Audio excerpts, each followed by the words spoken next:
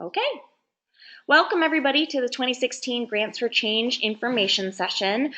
We are going to spend approximately an hour answering your questions, going through the process of reviewing the grant and the associated additional proposal process, as well as talking through what it means to join the grant making process here in Maine Initiatives.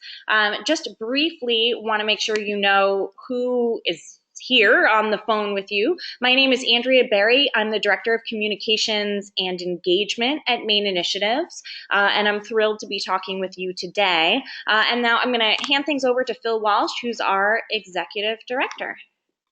Great, thanks, Andrea.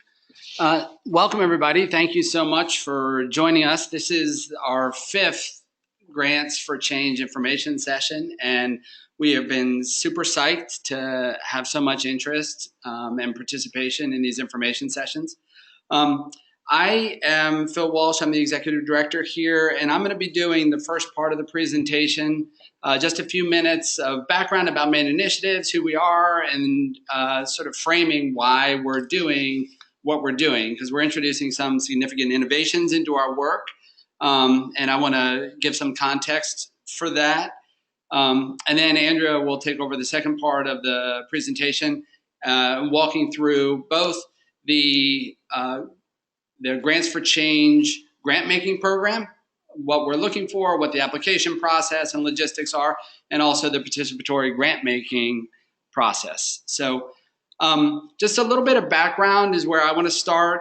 Maine Initiatives is a progressive community-based foundation here in Maine. We've been around for a little over 20 years, and our mission is to fund and strengthen organizations that are advancing social, economic, and environmental justice in the state. We use that progressive community-based explanation to talk about 2 different aspects of our work. When we say progressive, we are referring to our mission, and that we seek to advance social, economic, environmental justice in our state. We think that that is a progressive vision, that we can continually increase justice and equity for all people in Maine. But progressive also refers to how we do our work, that we believe that all people should be equally valued, heard, dignified, honored, and engaged, and that the fullest pursuit of our mission involves getting as many people engaged in our programs, in our process as possible. And that leads me to the second part of our sort of identity, and that we're community-based. We are a foundation, but we aren't a private foundation. We're a public foundation in that our resources come from the community. So we raise money from the community, individual donors who make contributions, and we pull that money and we use those resources to support organizations across the state. And in being community-based, that also means that we want our grant making and our programming to support and reflect the values of our community. So as I mentioned, we've been around since 1993, but I am a relatively new executive director. I just had my 1-year anniversary. So when I came on board, it was very important for me to spend quite a bit of time reaching out to the broader community and getting a sense for what are the justice and equity priorities, opportunities, and concerns that were most resonant within our community. And we did that in a variety of ways, but that process culminated in the Maine Insights process, which was a structured community outreach and community listening session that we did in 2015. And if you go on our website, there is a report called Maine Insights that summarizes that process, and both the process and what we did and some of our findings. But so I encourage you to look at that. I'm going to talk a little bit about that process right now, but it really represents a foundational piece for the innovations that we're going to introduce today and for our work moving forward. So really quickly, when we were doing those information sessions, we heard 3 thematic issues arise as high priorities and high opportunities, and one sort of overarching concern. And the three thematic issues, the first one was economic inequality. This was far and away the number one issue that we heard people raise across the state. And this had many expressions: access to jobs, the social safety net, affordable housing, affordable health care, the demonization of the poor, economic dislocation in rural Maine. There were lots of ways that people expressed concern that economic inequality is both a root cause of injustice and inequity in our community, and also an expression of injustice and inequity. And we also, the second most frequent issue that we heard around the state was racial justice and racial equity issues. And we heard that had different expressions sort of around the state. In our conversations towards the more southern part of the state, we heard a lot about, in 2015, obviously, issues around general assistance, immigrants, refugees, and asylees. As we went further north in the state, we heard a lot about the tribal communities and the historical context of justice and equity for the tribal nations in our state.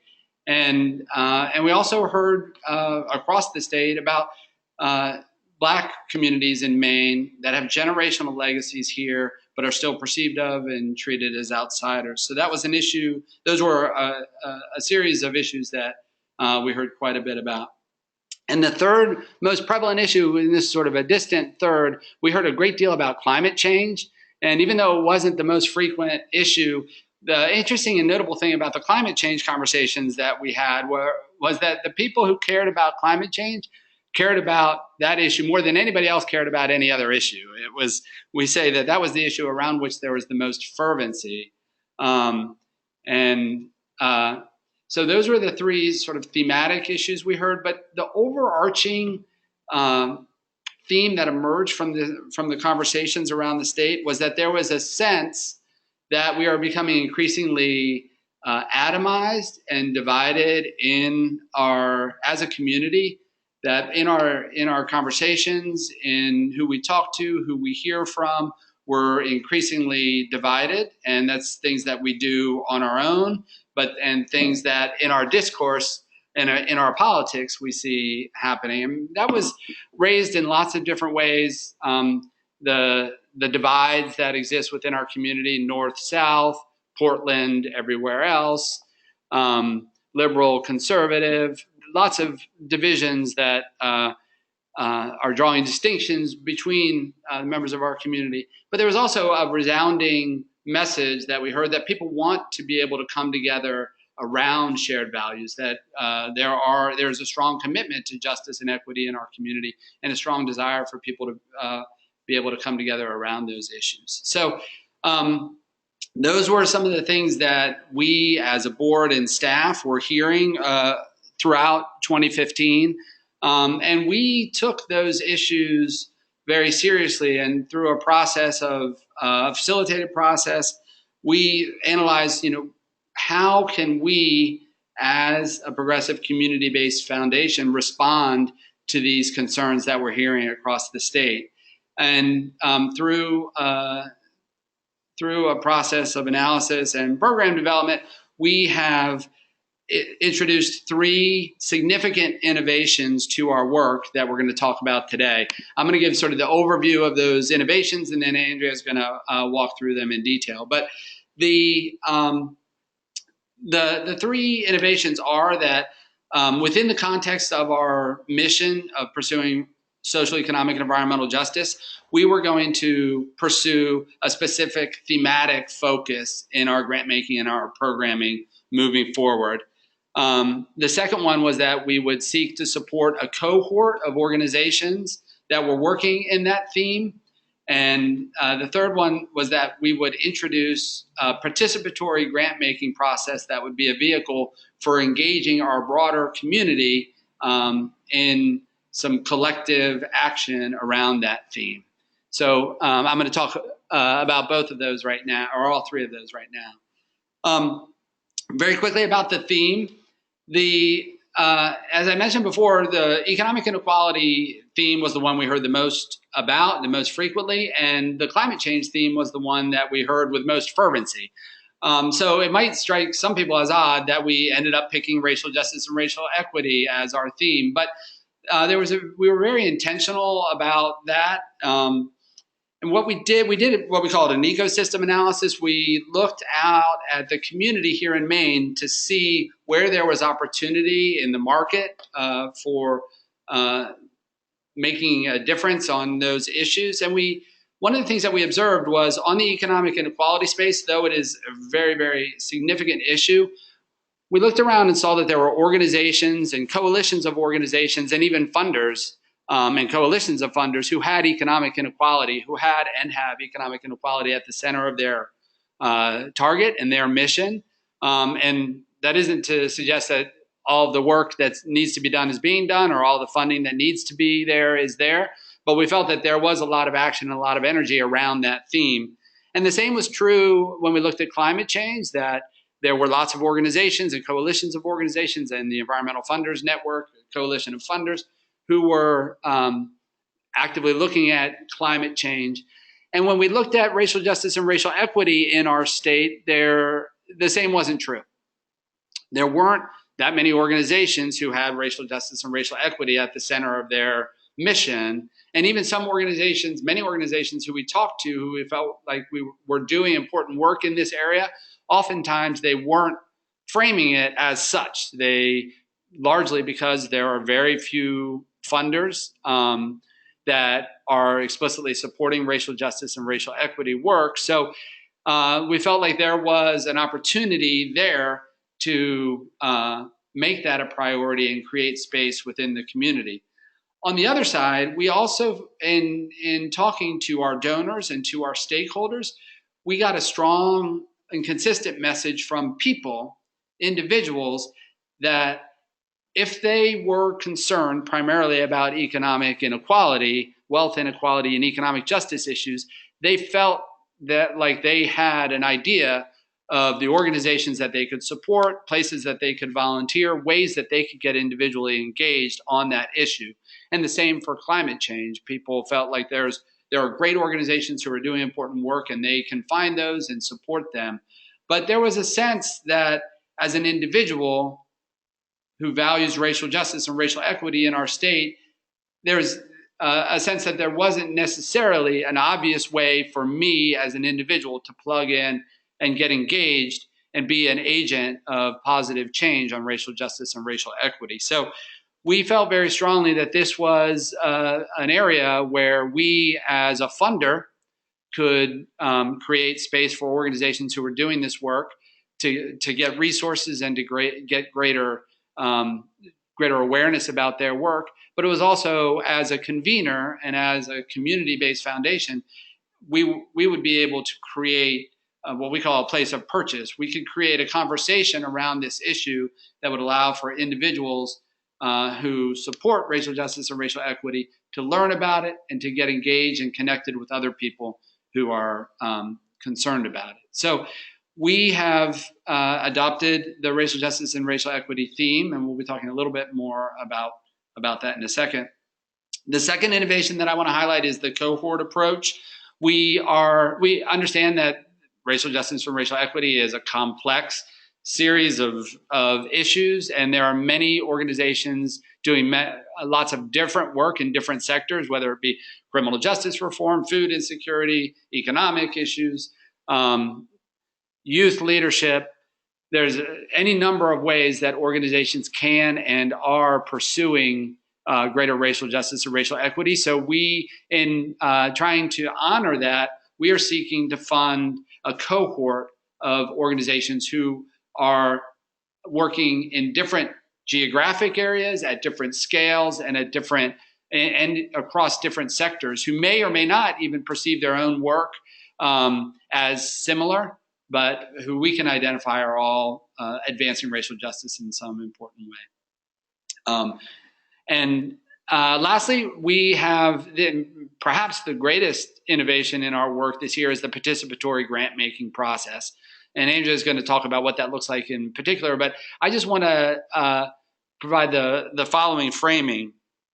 we, as a community-based foundation, feel very strongly that the community has should have the foundational role in making decisions about our grants.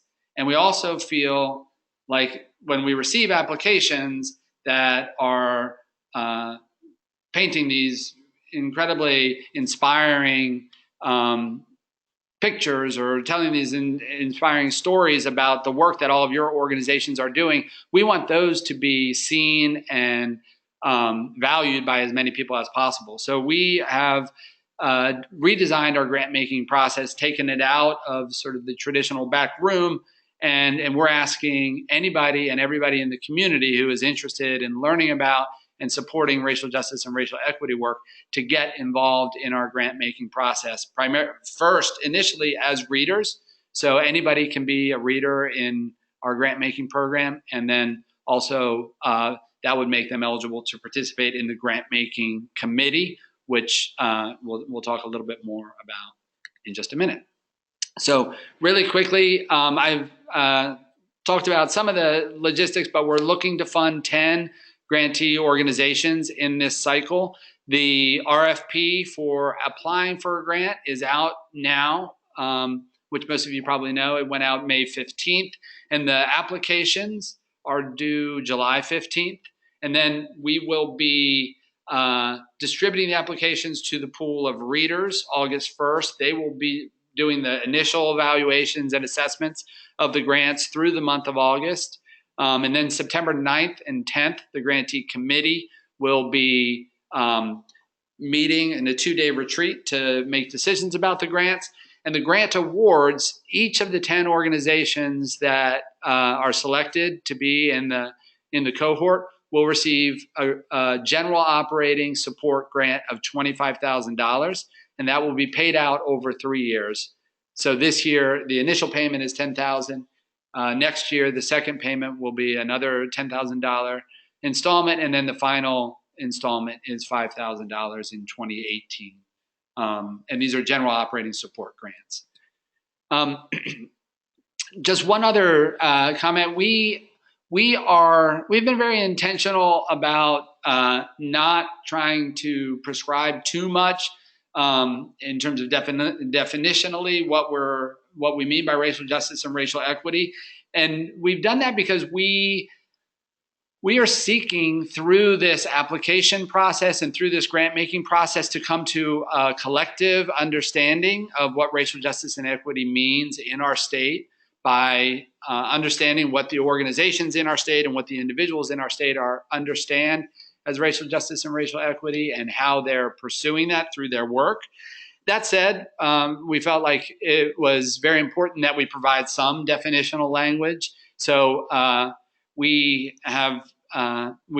provided this language here, which has 3 elements to it. The first one is to affirm that racial justice and equity are aspirational values of our community. They're something that has emerged from our community as aspirations, and they're things that we have to consistently work towards. We don't assume that we're going to achieve racial justice and equity at some point, and then our work is done.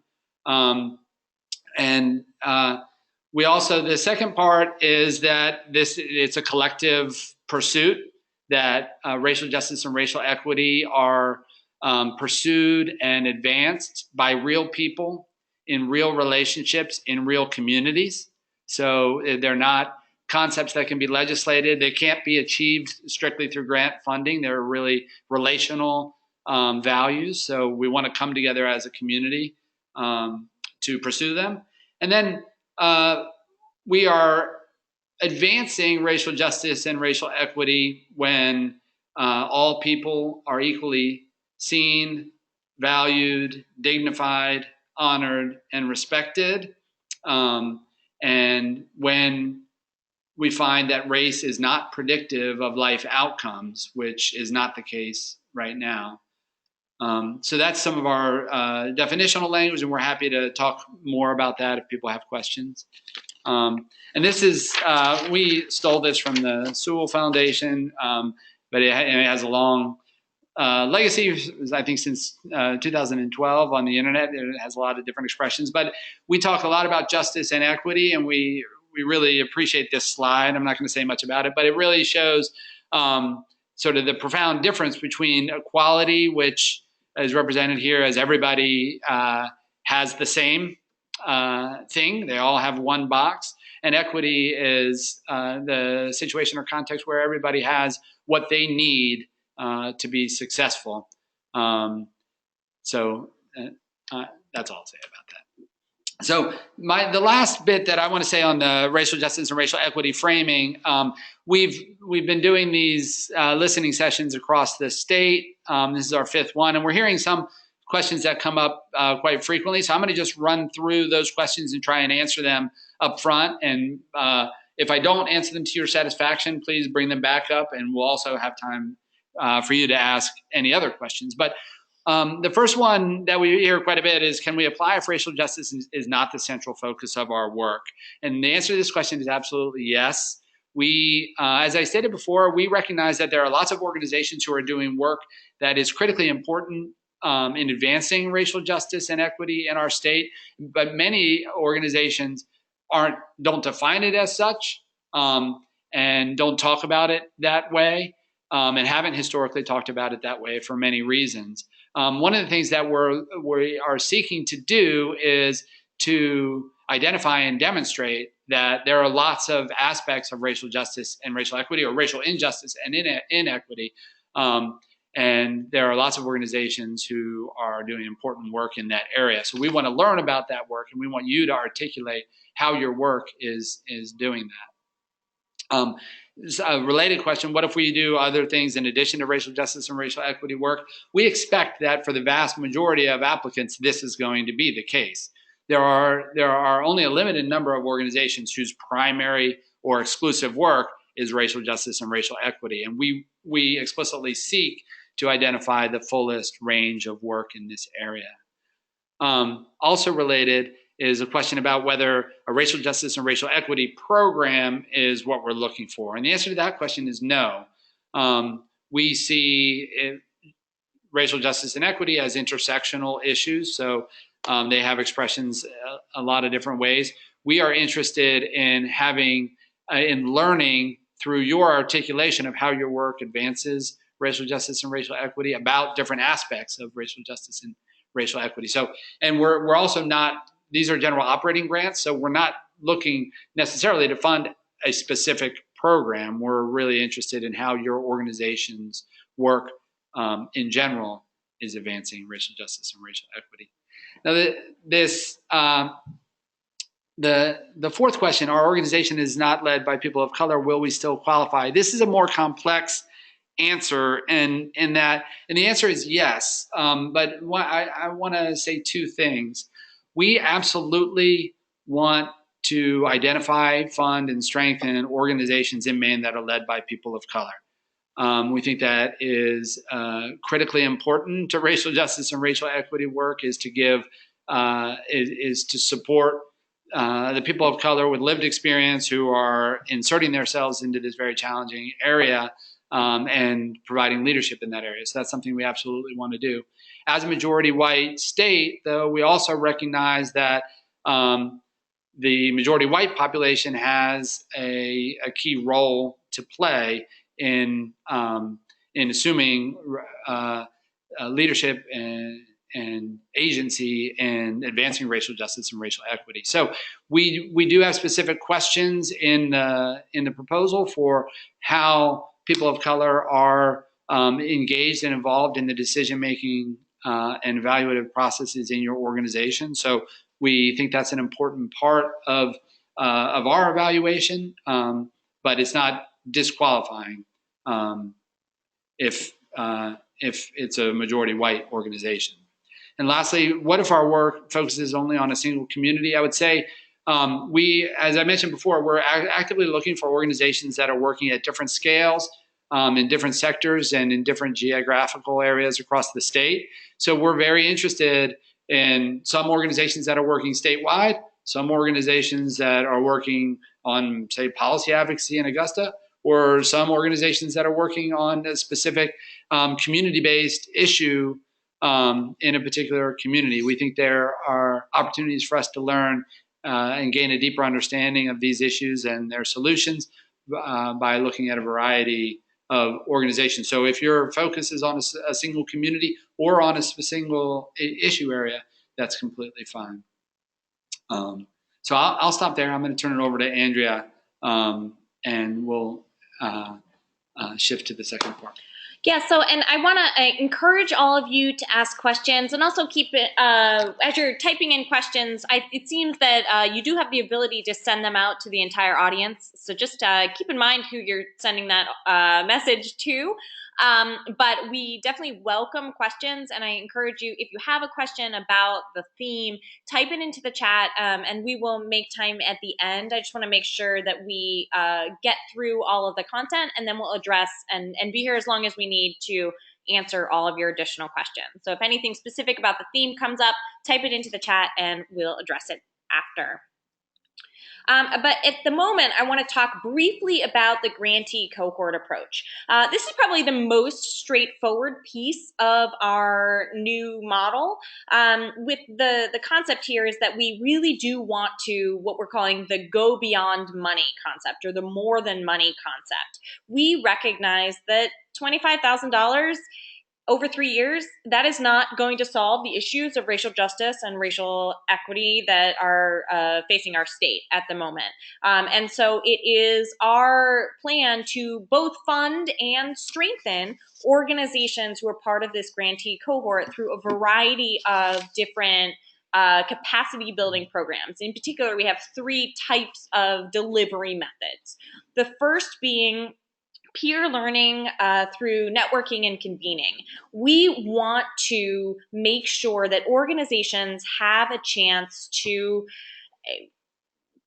participate together. We're bringing folks from to this cohort from a whole variety of different approaches to the issues of racial justice and racial equity. So we may have healthcare organizations, or school, or a tribal community, or an organization that specifically focuses on youth development or criminal justice. Organizations who are all addressing racial justice and racial equity issues, but are maybe not necessarily always going to be interacting with the other organizations in the cohort. And so we want to make sure that there's opportunity, ample opportunity for all of you to truly become a cohort, to work together, potentially create new partnerships, new alliances, and just have an opportunity to talk about these challenging issues. You know, who's funding this? What work is going on in the state, to really build your knowledge. Recognizing that your peer group, you guys will have a ton of knowledge about this. We come to this very humbly as Maine Initiatives, recognizing that we're not experts in this. What we want to do is use our power as a foundation and our clout as a foundation to bring people together to talk about these issues. And so we'll be hosting these networking and convening opportunities to really put these issues of racial equity and racial justice on the table and make sure that there's an opportunity to talk. Additionally, we'll be doing more traditional capacity building. These will, over the course of the 3 years, these are programs that are going to supplement the funding. So again, this isn't coming out of the $25,000 that we'll be providing. Instead, this is in addition to, and we see it as a programmatic area, and so there's a separate budget for it. The only capacity building program that has been planned is this initial project in storytelling. We will be providing some training on storytelling, on pitch making. We've also hired the Knack Factory, which is a Portland-based video production company, to produce 90-second videos for each one of the grantees on a topic of their choosing, with the hope that these videos provide an additional avenue to share the way that you are working on racial justice and racial equity. In November of this year, we will be hosting a community event, a large community event, where we'll take those videos and the work that we've all been doing on storytelling and provide an opportunity for you to present directly to the Maine Initiatives community, where we will help you network, help you connect to our donors and the people that really care about these issues, with the hope of helping you to expand that $25,000 to more. So we'll be making some direct fundraising asks, not for main initiatives, but for the organizations in the grantee cohort. And so we really hope to, in that initial event and then in ongoing events, convene the community to talk about and to learn about and to build their awareness about racial justice and racial equity at large.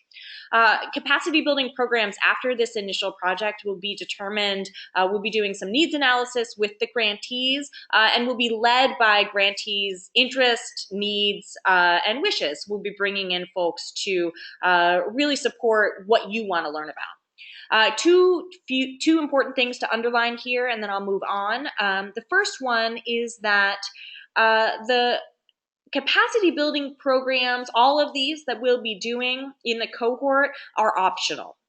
Now, that doesn't mean that we don't want you to come.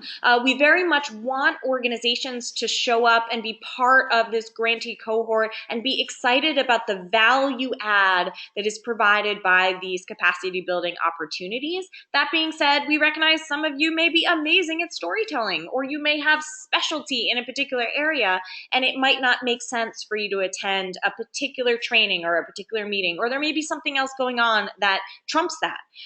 And so we want to recognize that there's often a power dynamic that's set up with capacity building from foundations. We don't want to play into that. We understand that if you can't come, there's a good reason why you're not coming, and that is okay.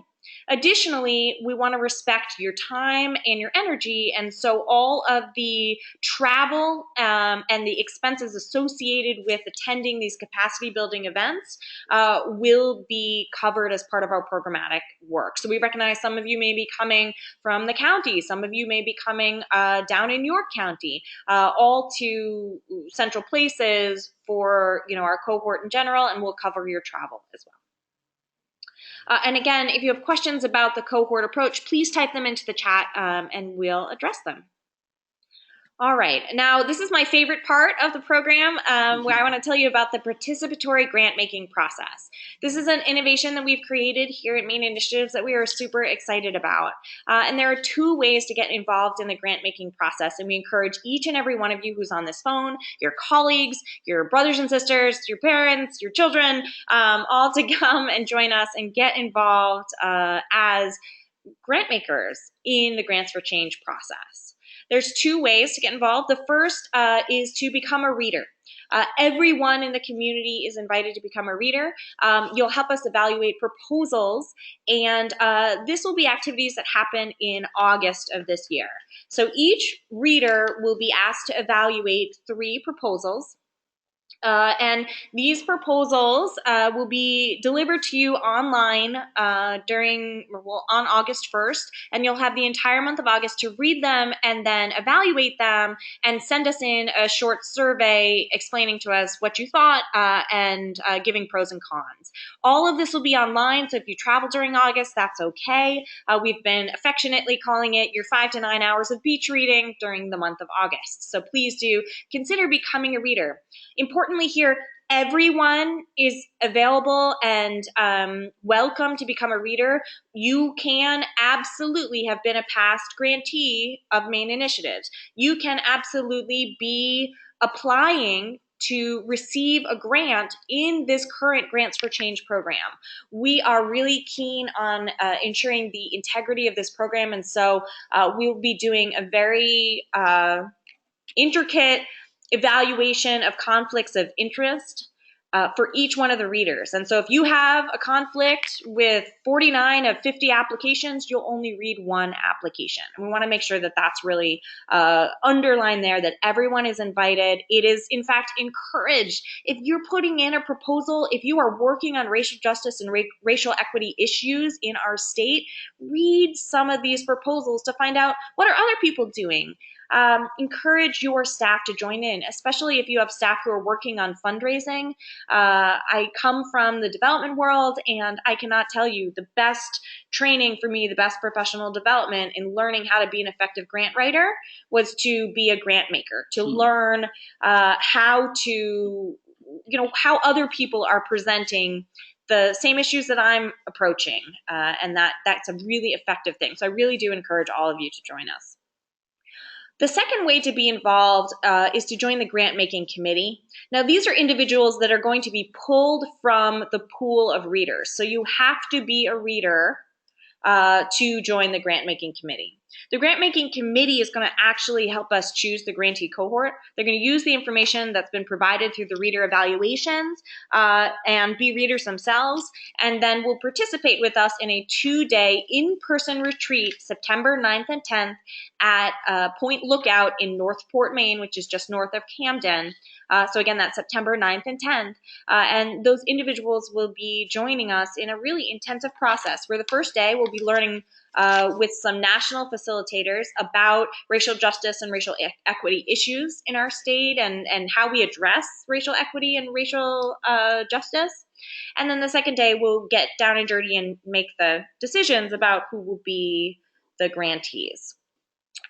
To be on the grant-making committee, you absolutely have to be available in person in Northport on the 9th and 10th, so that is a requirement.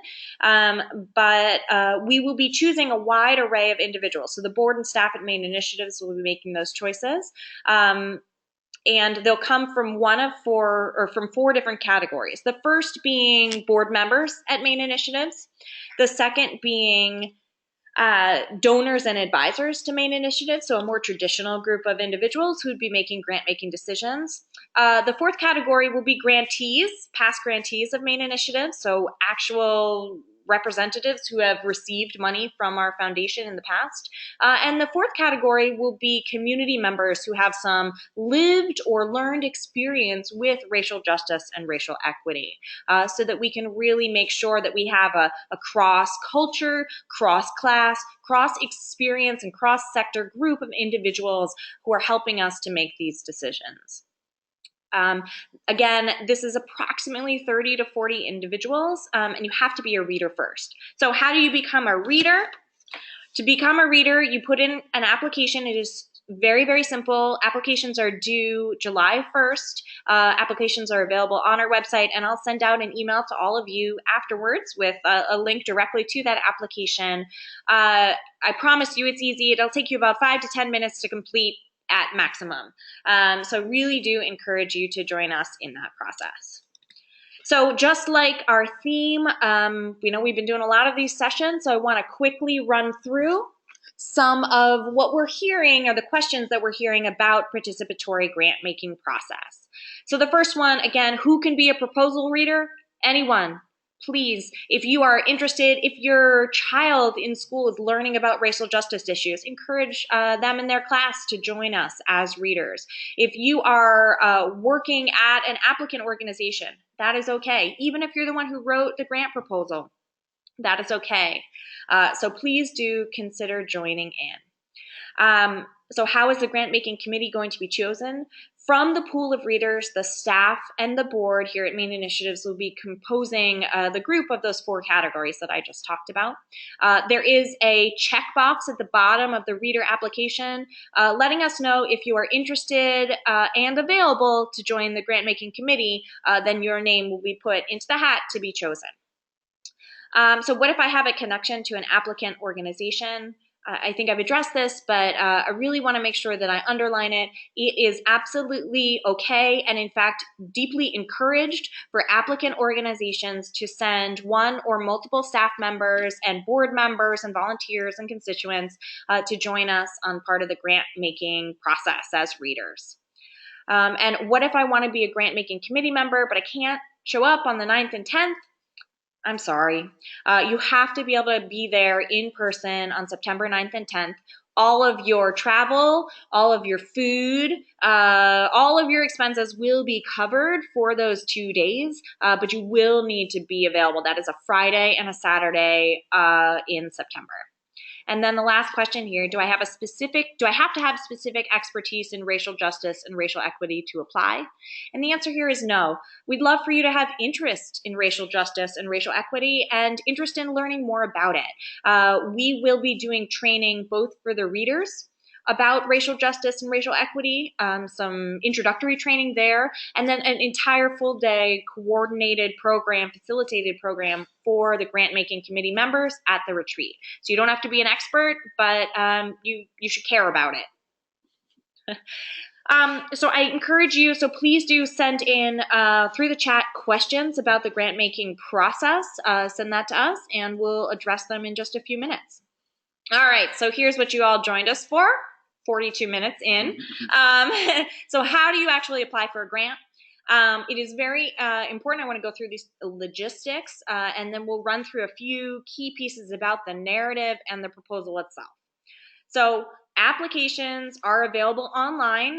You can find them in that website that I have listed down here. So that's maininitiatives.org/grants/grants for change, or you can just go to the Grants for Change tab on the Main Initiatives website. All the application material is available there. Proposals, all the proposal narrative and additional materials should be sent to proposals@maininitiatives.org. And these applications are due on July 15th at 5 p.m. And I've been saying this, July 15th is my birthday, and I am leaving at 5 p.m. on that Friday to go have dinner. So please send them in by 5 p.m. All right, so let's quickly review our application. The application has 7 sections, which hopefully is not as overwhelming as 7 sections sounds. The first section is about general information. Who are you? What's your address? What's the name of your organization? Very basic informational material that we're asking you to fill out. Section number 2 is about your organizational background. This is kind of a free-form, single page where we hope that you'll tell us about yourself. Tell us about your organization, tell us about your organizational history, and tell us about your accomplishments. But what you put there, there's not a specific set of individual questions. You have a free page to tell us about who you are. The third section is just a checkbox.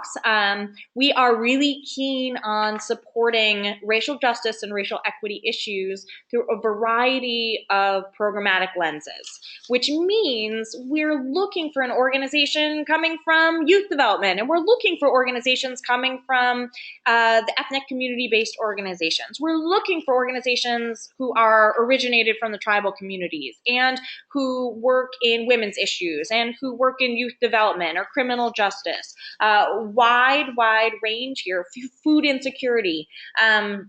So we have a list of programmatic sectors, and we just ask that you identify the top 3 of those sectors that your organization works in. The fourth section is around your legal or fiscal organizational identification. We are accepting applications from 501c3 nonprofit organizations, organizations who are supported by a fiscal sponsor, and organizations that are based out of the tribal communities. Any of those will apply. If you do not apply to any of those 3 categories, please do get in touch with us here at the office, because I do not want you going through the problem or the process of writing an application just to find that you're not actually eligible. So this is the place where I really tell you we are available and we will talk to you. So please let us know if you have questions there. The fifth section is around your organizational budget. Our one eligibility requirement, in addition to your fiscal and legal status, is that we are making this grant available for organizations who have an operating budget, annual operating budget of $1 million or less. We have talked to a number of organizations who are wavering at that level. If you are worried that maybe you're slightly above that, please give us a call or send us an email and we'll happily talk through it. We're dealing with that on an organization by organization issue. So really, please do contact us if you have a question there. Of note, in the proposal, the organizational budget section gives you 2 options to send in your annual operating budget.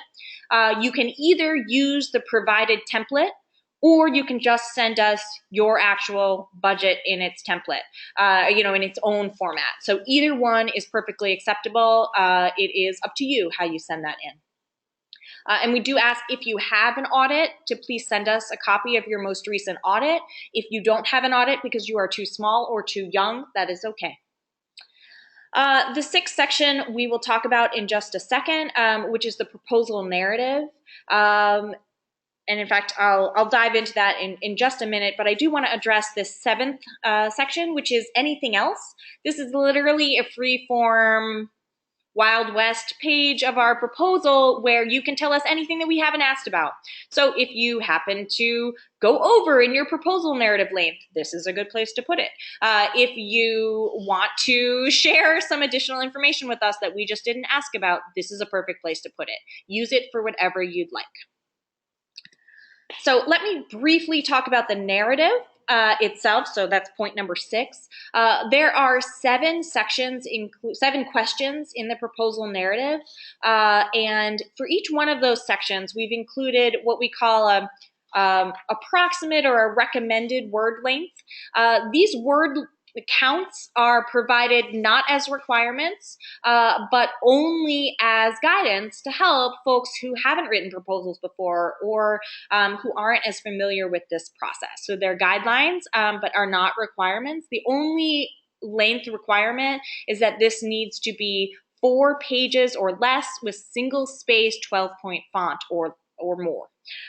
So again, 4 pages for the proposal narrative. That is the only requirement, even though there are word counts there. Those are only guidance and not requirements. If you want to write 10 words about your organizational history, totally fine. In addition, we've taken a different approach to the narrative. It is meant to be conversational. We've approached this so that it is written more what you want to tell us if you were sitting down with Phil or I and having a conversation about your organization instead of what we need in order to make that decision. Additionally, we have offered the evaluation criteria that the readers are going to use. It is there right behind the narrative questions. I encourage you deeply. This evaluation is what folks are going to use, so use it to your advantage. Test it out. If you finish, so the proposals are due on July 15th, aim for finishing up your proposal on July 10th and send it to some folks who don't know a ton about what you do and give them the evaluation criteria and ask them to rate it. That's going to be an amazingly useful tool for you to figure out, where are you strong and where are there still some questions out there. So I really encourage you to use that. So again, there's this evaluation criteria. It is directly connected to each one of the narrative questions, and you'll see that in parallel. And I really, really can't encourage you enough to use that. We're very much committed to this kind of transparency, and I want to make sure that what we're offering you is useful. All right, so that brings us to the end of our presentation. We have about 10 minutes available to answer questions. As I've got this up here, though, I just want to emphasize, so again, proposals are due July 15th. If you want to be a reader, that application, very brief application, is due July 1st. So I just want to identify that differentiation in dates. Everything can be found on our website. And Phil and I are here and we're available, and we are absolutely encouraging of you. If you have a question, if you wonder if you're really truly eligible for this, call us or send us an email. We're trying to turn answers around in about 24 hours for any questions that come in. So please, please do not be afraid about calling us and asking us questions. All right, so that brings us to the end of the regularly scheduled plan here, and I want to open the floor up to you. So if, what kind of questions do you have? You can type them into the chat, and then Phil and I are here to answer them. So type your questions into the chat.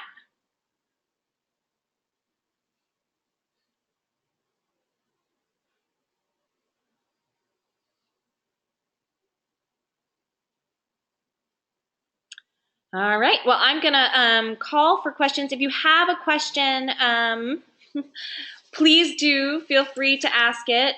You can also just let us know through the chat that you'd like to be unmuted to ask a question live, and I'm happy to have that be an option as well.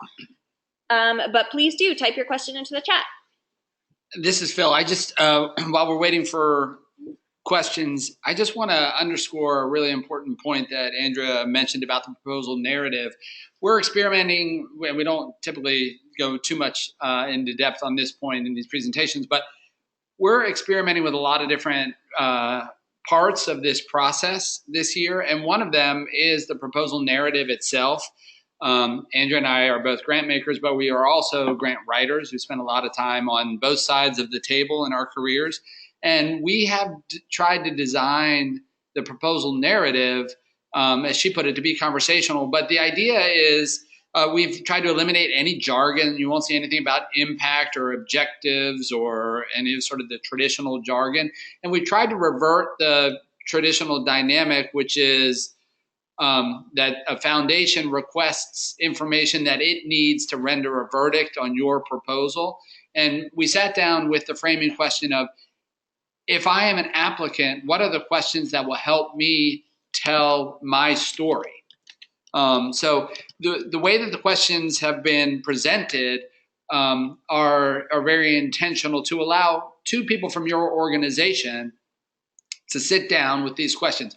One person to ask the question in an interview format to the other person, and the other person should, in real human language, be able to respond to that question in a way that that would be sufficient for the proposal. So we're very excited about this design, but we also want your feedback. So as you're going through this process, let us know if this is an effective way for you to be able to tell your story.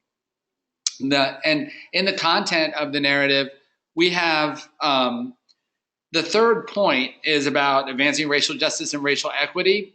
And this is just to underscore a point that I made earlier in my presentation, that we're really looking for each of the applicants to articulate how their work is relevant to racial justice and racial equity in our state. So that's where we want you to educate us, inform us, and inspire us about us being the board and staff at Maine Initiatives, but also the readers in the grant making committee, about the power and potential of your work for advancing racial justice and racial equity. So any questions? Yeah, I'll make one last call for questions. If you have a question, please do type that into the chat or let us know, and we can make that microphone available to you live. Otherwise, I want to appreciate everyone taking the time out of their day to join us today for this session. We will be making it available as a recording both on our website, and I will be emailing it out to you as soon as it's processed. So please do feel free to share with either other organizations who you think should know about this, or with other staff at your organization who are helping you go through the grant making process. And as we've said, like a broken record, please do consider joining this participatory grant making process. And if you have any questions about either that process or the Grants for Change proposal process, we are available. Please call us, please email us. We want to help you. We don't want you to spend time putting something in to writing it into a proposal that is not going to be effective. So we want to make sure that we help you as much as possible. All right, so seeing no questions, I want to appreciate everybody, and thanks so much. We'll talk to you soon. Thank you.